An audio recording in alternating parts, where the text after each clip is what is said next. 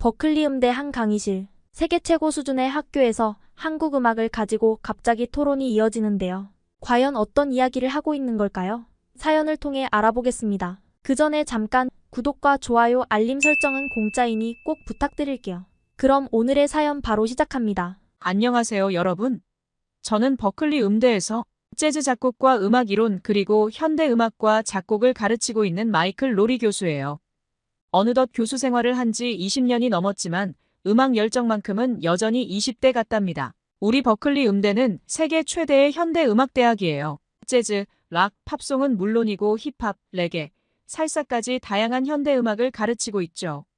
전 세계 103개국에서 온 유학생들이 전체 학생의 약 30%나 되는데 특히 한국, 일본, 캐나다, 멕시코, 중국 학생들이 많아요. 우리 학교는 항상 시대의 흐름을 앞서갔어요. 1979년에는 세계 최초로 영화음악 작곡 학사 과정을 만들었고 2004년에는 힙합을, 2006년에는 만돌린과 반조를 주요 악기에 포함시켰죠. 현재는 12개의 다양한 전공이 있어요. 작곡, 영화음악, 음악산업 경영, 음악치료, 송라이팅 등 음악과 관련된 거의 모든 분야를 아우르고 있답니다. 우리 학교의 가장 큰 자랑은 졸업생들이에요. 정말 많은 유명 음악가들이 우리 학교를 거쳐갔거든요. 제가 몇 명만 소개해드릴게요. 먼저 재즈계의 거장 퀸시 존스가 있어요. 마이클 잭슨의 스릴러 앨범을 프로듀싱한 바로 그 퀸시 존스죠. 그리고 팝의 황제 존 메이어, 록밴드 드림 시어터의 키보디스트 조던 루디스, 재즈, 비브라폰의 대가 게리 버튼도 우리 학교 출신이에요. 한국 출신으로는 윤상 씨가 유명하죠.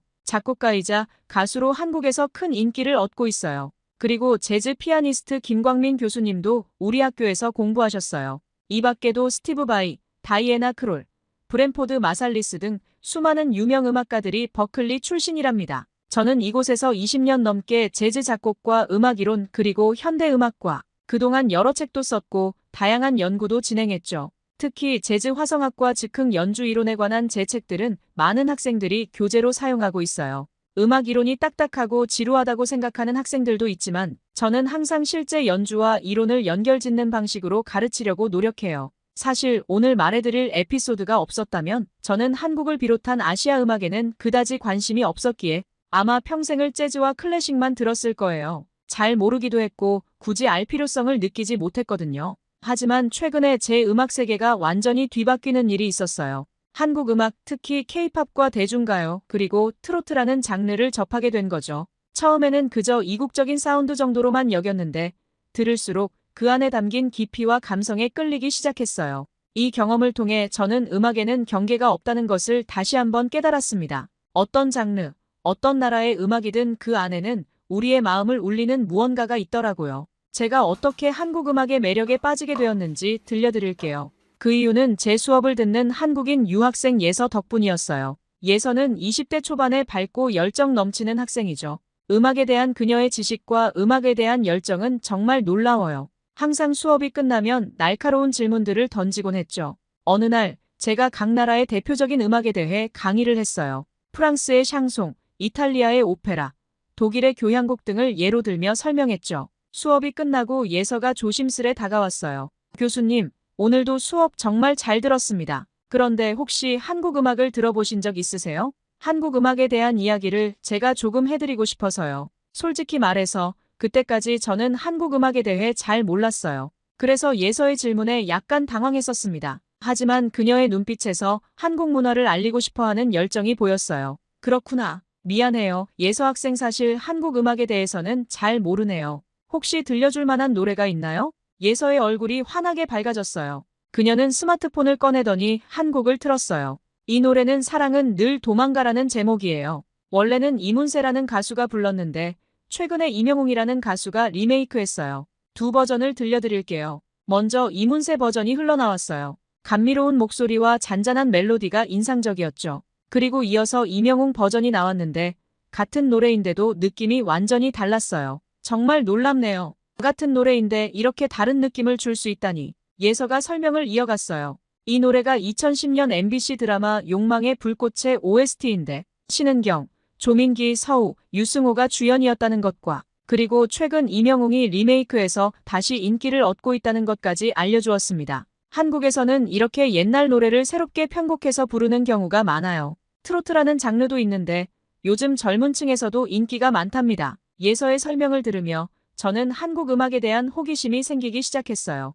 그 후로 예서에게 더 많은 한국 음악을 추천해달라고 부탁했죠. 그녀는 기쁘게 다양한 장르의 한국 음악을 소개해줬어요. 바로 바람의 노래라는 곡이에요. 원곡은 한국의 전설적인 가수 조용필의 노래인데 최근에 소양이라는 가수가 리메이크했대요. 이 노래는 KBS 고백부부라는 드라마의 OST예요. 예서가 설명해줬어요. 주연은 장나라 손호준이었고 정말 인기 있던 드라마였죠. 원곡과 리메이크 버전을 연달아 들어보니 또다시 같은 노래인데 전혀 다른 느낌이 들더라고요. 조용필의 버전은 소프트락 스타일로 힘있고 감성적이었고 소양의 버전은 더 차분하고 서정적이었어요. 한국에서는 이렇게 옛날 노래를 새롭게 해석해서 부르는 게 유행이에요. 세대를 넘어 사랑받는 노래들이 많답니다. 이런 리메이크 문화가 참 인상적이에요. 같은 노래를 다른 시대, 다른 가수가 불러서 새로운 감동을 주는 거죠. 이건 음악의 생명력을 보여주는 것 같아요. 특히 인상 깊었던 건 한국 음악이 전통적인 요소와 현대적인 사운드를 잘 조화시킨다는 거였어요. 예를 들어 국악 악기를 현대팝 음악에 접목시키는 시기죠. 점점 더 한국 음악에 빠져들면서 저는 한국 문화 전반에 대해서도 관심을 갖게 됐어요. 한국 드라마도 보기 시작했고 한국어도 조금씩 배우기 시작했죠. 이 과정에서 제 음악적 시야가 넓어지는 걸 느꼈어요. 한국 음악의 화성 구조나 리듬 패턴을 분석하면서 제 작곡 기법에도 새로운 아이디어를 얻게 됐죠. 언어나 문화의 장벽을 넘어서 우리의 마음을 움직이잖아요. 한국 음악을 통해 저는 그 사실을 다시 한번 깨달았답니다. 음악에는 경계가 없어요. 새로운 음악을 접할 때마다 우리의 음악 세계는 더 넓어지고 깊어지죠. 음악의 위대함을 보여주는 감동적인 이야기를 들려드릴게요. 2024년 파리 올림픽 비치발리볼 결승전에서 있었던 일이에요. 브라질과 캐나다 선수들 사이에 심각한 논쟁이 벌어져 분위기가 험악해졌대요. 그때 장내 DJ가 존 레논의 이매진을 틀었어요. 이 노래는 존 레논이 베트남 전쟁 때 반전과 평화의 메시지를 담아 발표한 곡이에요. 노래가 울려 퍼지자 마법처럼 관중들이 모두 따라 부르기 시작했고 차가웠던 분위기가 순식간에 누그러졌대요. 올림픽 정신인 세계 평화와 화합이 다시 피어오르는 순간이었죠. 이 사건은 음악이 얼마나 위대한 힘을 가졌는지 잘 보여줘요. 음악은 언어와 문화의 장벽을 넘어 사람들의 마음을 하나로 묶어주는 힘이 있어요. 가슴 뭉클한 감동을 함께 느끼게 해주죠. 인류학자 스티브 미슨의 말처럼 초기 인류도 음악의 이런 힘을 알고 있었대요. 사냥이나 전쟁 전에 함께 노래를 부르며 동질감을 느끼고 힘을 모았다고 해요. 같은 올림픽에서 개막식 때 프랑스 가수 줄리엣 알마넷이 이매진을 불렀고 이 곡이 다시 비치발리볼 경기장에서 사용되며 그 진가를 발휘했어요. 이처럼 훌륭한 음악은 시대를 초월해 사람들의 마음을 움직이는 힘이 있어요. 음악은 단순한 소리의 조합이 아니에요. 그것은 우리의 감정을 표현하고 서로를 이해하게 하며 때로는 세상을 변화시키는 힘을 가지고 있어요. 이것이 바로 음악의 위대함이에요. 음악의 이런 놀라운 힘을 경험해 보셨나요? 우리 모두 음악의 아름다움과 위대함을 느끼며 산다는 건 우리 삶을 더욱 풍요롭고 의미 있게 만들어줌을 새삼 느끼는 것 같아요. 한국 음악의 매력에 푹 빠진 제 이야기를 계속 들려드리겠습니다. 특히 이번에는 트로트라는 장르에 대해 말씀드리고 싶습니다. 예서가 트로트에 대해 자세히 설명해줬는데 정말 흥미로웠습니다. 예서는 할머니 품에서 자라서 어릴 때부터 자연스럽게 트로트를 많이 들었다고 합니다. 트로트가 뭔지 간단하게 설명드릴게요. 트로트는 한국의 대중음악 장르 중 하나로 1900년대 초반에 시작됐다고 합니다. 뽕짝이라고도 불린다고 하네요. 특유의 꺾기 창법과 반복적인 리듬, 그리고 사람들의 애환을 담은 가사가 특징이라고 합니다. 그런데 말이에요. 최근에 놀라운 소식을 들었습니다. 트로트가 영국 옥스퍼드 영어사전에 등재됐다고 합니다. 트라트이라는 단어로 실렸는데 한국의 서정적인 대중음악 장르라고 정의되어 있다고 해요. 세계적으로 권위 있는 사전에 올랐다는 건 정말 대단한 일입니다. 한국 음악의 위상이 얼마나 높아졌는지 보여주는 것 같습니다. 예서는 특히 미스터 트롯이라는 TV 프로그램에서 우승한 이명웅이라는 가수를 좋아한다고 합니다. 저도 이명웅의 노래를 예서를 통해 들었지만 들으면 들을수록 정말 매력적인 목소리더군요. 어느 60대 노부부 이야기라는 노래는 정말 감동적이었습니다. 할머니, 할아버지의 사랑 이야기를 담은 노래인데 가사의 의미를 이해하고 나니 더욱 와닿더군요. 이명웅의 또 다른 노래 별빛 같은 나의 사랑아도 들어봤는데 이건 또 다른 매력이 있었습니다. 이 같은 대중가요는 현대적인 감성이 느껴졌기에 신선했습니다. 그리고 예서가 소양이라는 가수에 대해 재미있는 이야기를 해줬습니다. 2012년 한국 프로야구 올스타전에서 있었던 일인데요. 소양이 애국가를 부르다가 실수로 음을 너무 높게 잡았다고 합니다. 그런데 이 실수가 오히려 레전드가 되었다고 해요. 소양의 파워풀한 고음이 실수에도 불구하고 사람들에게 강렬한 인상을 남겼던 것 같습니다. 이 일화를 들으니 소양의 보컬 실력이 정말 대단하다는 생각이 드네요. 트로트와 대중가요를 알아가면서 한국의 정서와 문화를 더 깊이 이해하게 된 것 같습니다. 그중 트로트는 단순한 음악 장르가 아니라 한국인들의 삶과 감정을 담은 문화적 산물이라는 생각이 들었습니다. 트로트를 통해 저는 한국의 역사, 문화, 정서를 배우고 있고 앞으로도 계속 한국 음악을 연구하고 싶던 찰나에 꿈 같은 일이 벌어졌어요. 제가 이명웅 콘서트의 일원으로 참여하게 되었거든요. 어느 날 예상치 못한 연락을 받았어요. 이명웅의 콘서트 제작팀에서 재즈 편곡을 요청한 거죠. 처음에는 깜짝 놀랐어요. 제가 트로트 콘서트에 참여한다니 상상도 못한 일이었거든요. 하지만 이내 흥분되기 시작했어요. 콘서트의 일원으로서 정말 흥미로운 도전이 될 것 같았거든요. 게다가 한국의 스타 가수와 직접 일할 수 있다니까 이 얼마나 귀중한 경험이겠어요. 준비 과정은 정말 힘들었지만 즐거웠어요. 이명웅의 노래들을 하나하나 분석하고 재즈적 요소를 어떻게 녹여낼지 고민했죠. 예서가 옆에서 큰 도움을 줬어요. 한국어 가사의 의미나 문화적 맥락을 설명해주니 편곡 작업이 한결 수월해졌거든요. 콘서트 날이 다가올수록 긴장되면서도 기대가 컸어요. 제 편곡이 관객들에게 어떻게 받아들여질지, 이명웅은 어떤 반응을 보일지 궁금했죠. 그리고 무엇보다 이명웅의 라이브 무대를 직접 볼 수 있다는 생각에 가슴이 두근거렸어요. 드디어 콘서트 당일이 왔어요. 무대 뒤에서 지켜보는 콘서트의 분위기는 정말 대단했어요. 관객들의 함성 소리가 귀를 울렸고 이명웅이 무대에 등장하자 그 열기는 절정에 달했죠. 제가 편곡한 별빛 같은 나의 사랑아가 연주되기 시작했을 때 저도 모르게 긴장됐어요. 하지만 이명웅의 목소리와 재즈 편곡이 어우러지자 관객들의 반응이 뜨거워지는 걸 느낄 수 있었어요. 그 순간 제 가슴이 뭉클해졌어요. 공연이 끝나고 예서는 저를 찾아와 눈물을 글썽이며 고마워했어요. 제 덕분에 꿈 같은 시간을 보냈다고 하더라고요. 저는 오히려 제가 더 고마웠어요. 예서가 아니었다면 저는 이런 멋진 경험을 하지 못했을 테니까요. 이번 경험을 통해 저는 한국 음악의 새로운 면을 발견했어요. 트로트와 재즈의 만남이 이렇게 아름다운 하모니를 만들어낼 수 있다니 정말 놀라웠죠. 음악에는 경계가 없다는 걸 다시 한번 깨달았어요. 앞으로 저는 한국 음악과 서양 음악의 융합에 대해 더 깊이 연구해보고 싶어요. 이번 경험을 바탕으로 새로운 수업도 개설할 계획이에요. 세계 음악의 융합이라는 주제로 다양한 문화권의 음악이 어떻게 서로 영향을 주고받는지 탐구하는 수업이 될 것 같아요. 이명웅 콘서트 경험 이후로 제 음악 세계가 완전히 바뀌었어요.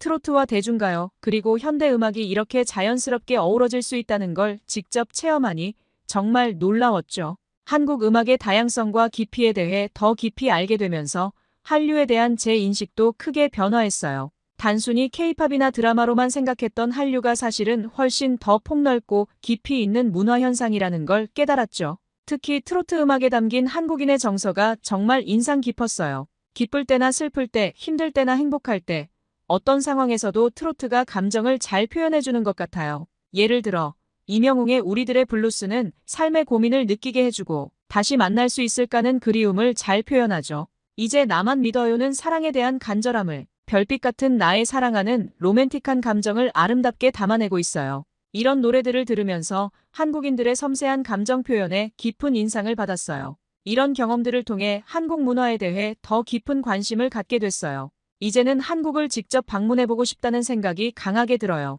왜냐하면 콘서트 준비를 위해 만난 스태프들의 따뜻한 환대와 전문성에 깊은 인상을 받았죠. 그들의 세심한 배려와 효율적인 업무 처리는 제가 지금까지 경험한 어느 나라의 공연 준비 과정보다 뛰어났어요.